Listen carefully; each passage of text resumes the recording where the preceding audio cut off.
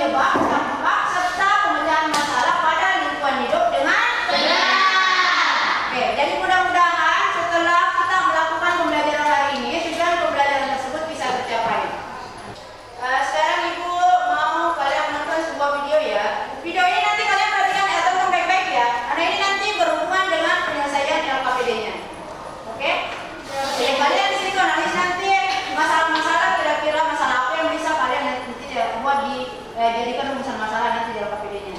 Oke?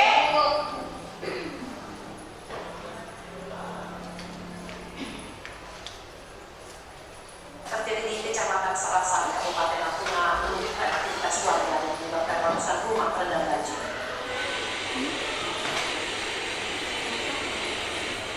Dari video yang direkam oleh warga setempat, seperti ini kondisi Kecamatan Sarasan, Kabupaten Natuna, Kepulauan Riau, yang dilanda banjir karena longsor pada Senin kemarin. Akibat musibah ini, aktivitas warga lumpuh karena terputusnya akses jalan. Longsor dan banjir terjadi karena intensitas curah hujan yang tinggi. Akibat dari longsor, warga dari 3 kampung di sekitar area bencana mengungsi ke tempat yang jauh. Video tadi yang kalian tonton kira-kira membahas mengenai apa? Banjir dan Oke, karena tadi kalian sudah menyinggung mengenai banjir dan longsor. Jadi untuk hari ini kita akan materi hari ini kita akan membahas mengenai banjir dan longsor yang merupakan bagian dari permasalahan lingkungan hidup. Tapi untuk menyelesaikan permasalahan nanti yang ada di video, Ibu mau kalian dulu secara berkelompok. Untuk kelompoknya sudah Ibu bagikan di bukunya juga. Silakan dicek di situ. Baru ada siap kelompoknya. Oke, silakan Nak. Dicek dulu. Secara berkelompok. Sudah dilihat? Sudah cek? Oke, silakan tulis sesuai dengan kelompoknya masing-masing.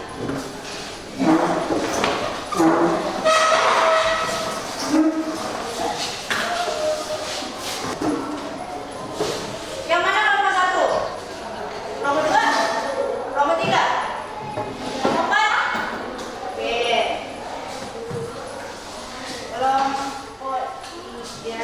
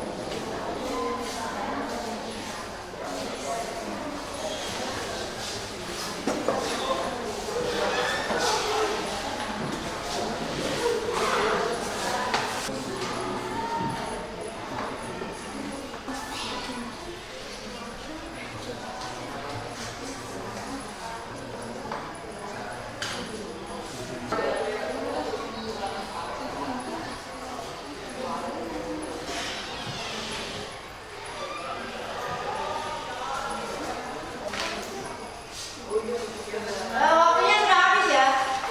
Oke. Jadi waktu diskusinya sudah habis. Jadi mau setiap kelompok mempresentasikan hasil diskusinya. Kelompok berapa dulu yang ke depan? Siapa yang berdua? Kelompok berapa? Oke.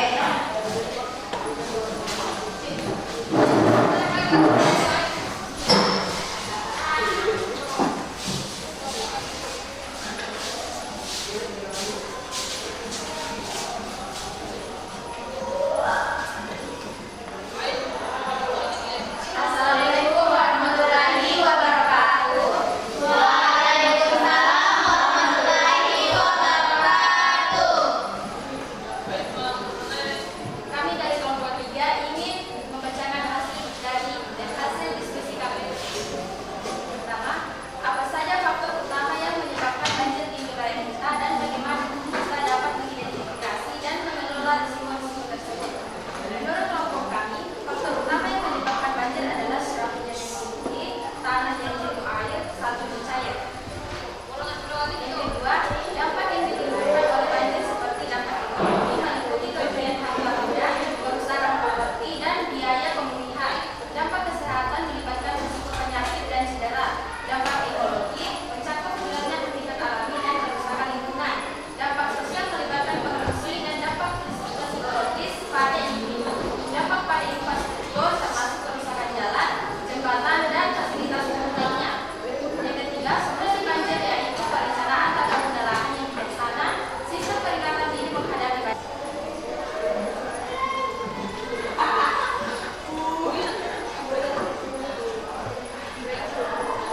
Kedua, apa yang menjadi penyebab utama tanah longsor dan bagaimana faktor alam dan manusia berperan dalam memicu tanah longsor. Sudah? Sudah? Oke, itu tadi hasil diskusi dari kelompok 3. Di antara kalian ada yang bertanya atau menanggapi? Coba. Saya Bu. Coba, Cik. Terima kasih atas kesempatannya. Pertanyaan saya adalah penyakit apa yang sering terjadi saat banjir? Terima kasih atas pertanyaannya. Saya akan mencoba menjawab pertanyaan dari Cici. Yang termasuk penyakit yang sering terjadi saat banjir adalah diare yang mengakibatkan oleh makanan yang terkontaminasi atau mengandung bakteri, virus atau parasit. Dua, demam berdarah yang berasal dari nyamuk yang banyak berkembang biak pada genangan air. Oke. Itu tadi jawaban dari kelompok 3. Masih ada yang bertanya? Apa namanya? Nah, Ibu. Oke, coba. Oke. Terima kasih atas kesempatannya. Yang ingin saya tanyakan adalah apa saja dampak yang disebabkan oleh banjir. Baiklah, saya akan mencoba menjawab pertanyaan dari Kwi. Dampak yang biasa ditimbulkan oleh banjir adalah masalah kesehatan seperti resiko penyakit atau cedera. Kemudian ekonomi seperti kerusakan harta benda, sulitnya air bersih, aktivitas warga terhambat dari muncul korban jiwa. Tadi masih ada yang bertanya? Tidak ada? Oke, tepuk tangan dulu untuk kelompok 3.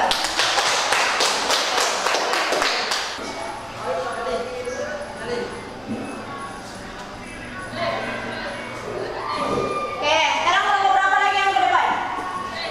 Dua, Bu. Kelompok 2? Oke, turun.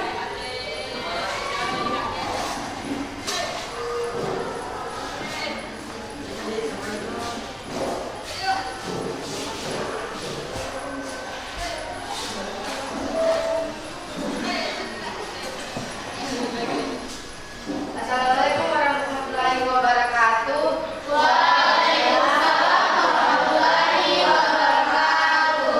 Kami dari kelompok 2 ingin mempresentasikan hasil diskusi kelompok kami. Yang pertama, apa saja faktor utama yang menyebabkan banjir di wilayah kita dan bagaimana kita dapat mengidentifikasi dan mengelola risiko-risiko tersebut. Yang pertama, faktor utama yang menyebabkan banjir adalah curah hujan yang tinggi,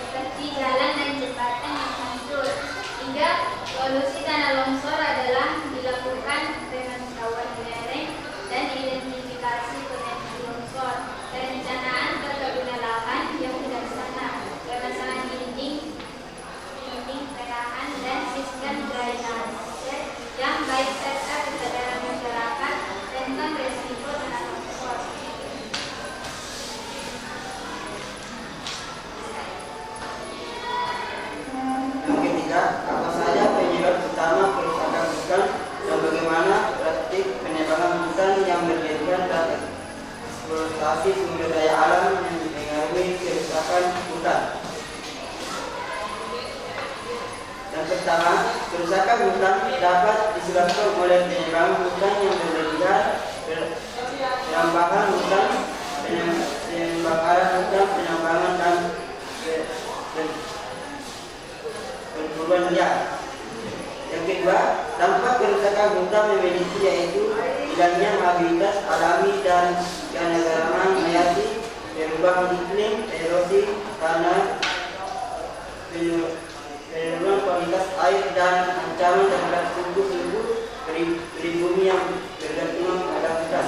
Yang ketiga, solusi untuk mengatasi kerusakan hutan mencakup tindakan konservasi dan restorasi, menghentikan penebangan liar dan mengurangi perambahan hutan serta edukasi dan kesadaran masyarakat tentang pentingnya hutan.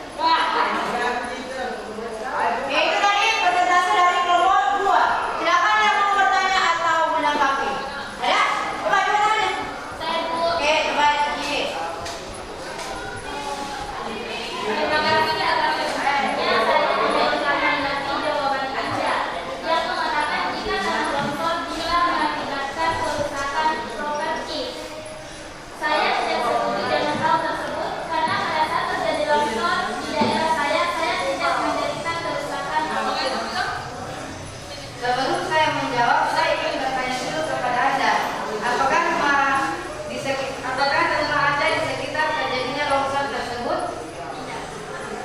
Kalau seperti itu, wajar kalau Anda tidak mengalami kerusakan apapun. Maksud saya tadi yang mengalami hal tersebut yang di sekitar tempat tinggalnya terjadi longsor. Ada lagi yang mau bertanya atau menanggapi? Putri bertanya atau menanggapi? Oke, silakan. Terima kasih atas kesempatannya. Tadi sudah dijelaskan tentang dampak negatif dari longsor. Jadi yang saya tanyakan adalah dampak positif dari longsor. Terima kasih atas pertanyaannya.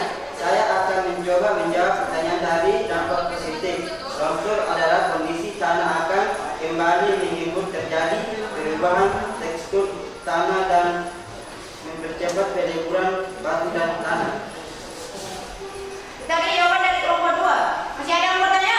Baik Bu. Oke, baik. Apa yang harus dilakukan saat terjadi longsor?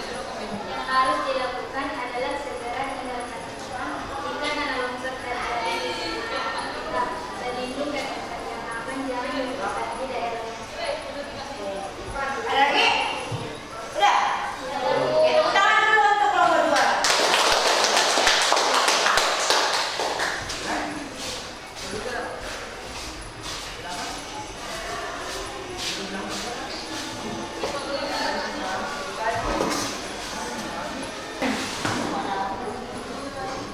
Oke, berarti dulu di depan. Bukan membahas mengenai materi hari ini ya. Jadi untuk materi hari ini,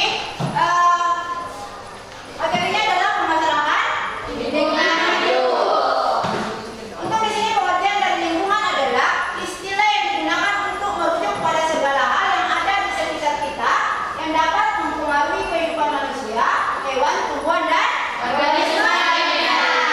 Oke, lanjut ke pengertian dari permasalahan lingkungan tersebut.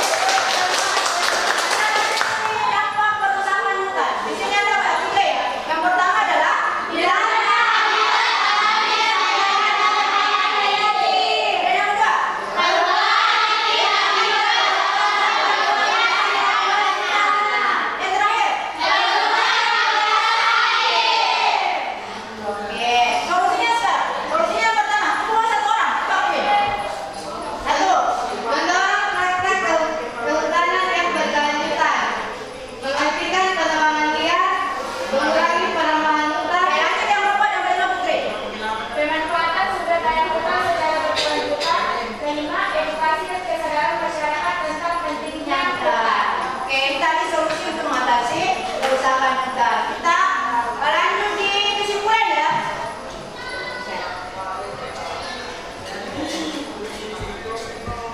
Oke, dari materi tadi yang Ibu sampaikan ataupun dari hasil diskusinya, siapa yang bisa menyimpulkan? Atau coba ini. Sebentar soalnya.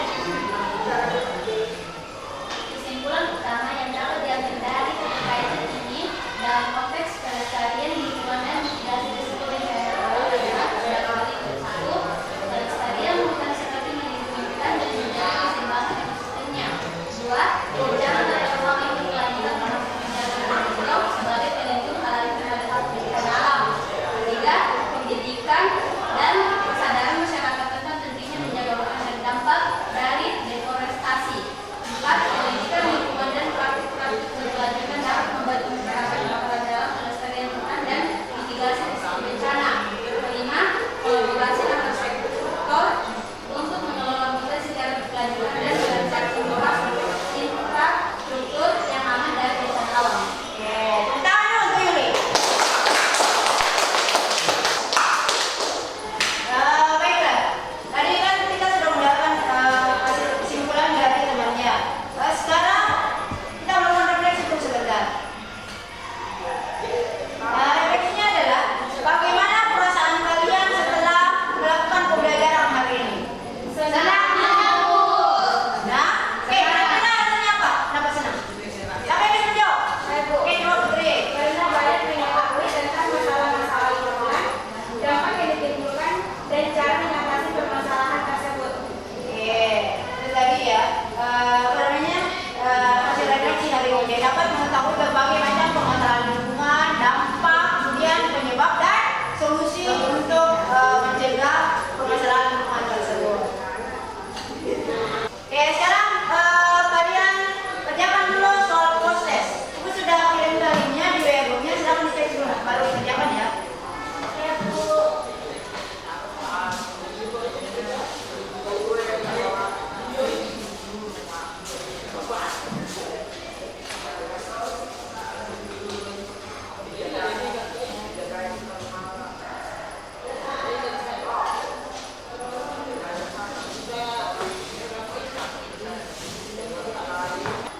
Sudah selesai? Sudah, Bu. Sekarang Ibu mau bagikan ini dulu ya, lembar penilaian diri. Jadi kalian kerja sejujur-jujurnya saja sesuai dengan apa yang diminta di situ.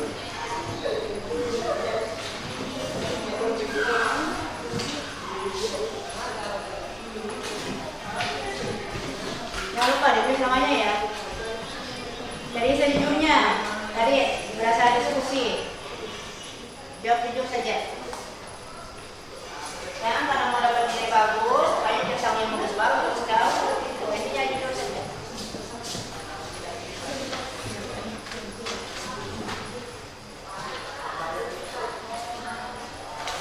Maksudnya